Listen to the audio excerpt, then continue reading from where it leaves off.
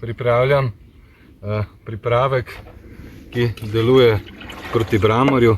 Gre za entomopatogene ogorčice.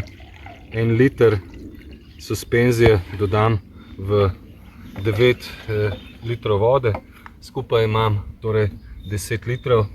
Še dodatno premešam pred uporabo in z 10 litri vode zalijem površino 10 kvadratnih metrov, kajti entomopatogene ogorčice se gibljajo po zemlji, napadajo bramorja, se v njemu namnožijo, bramor pogine, omogoča tudi entomopatogenim ogorčicam, da se razmnožijo naprej, poiščejo novega škodljivca, v tem primeru bramorja, in na ta način zaključijo njegovo škodo na vrtu.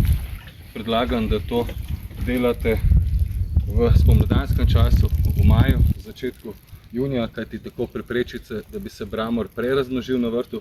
Potem vse skupaj ponovite še septembra, v oktobru, če se to slučajno nadaljuje, vse skupaj pa ponavljate 2 do 3 leta in na ta način na vrtu ne bo več bramorja, mi ga imamo prvo leto in smo ukrepali takoj.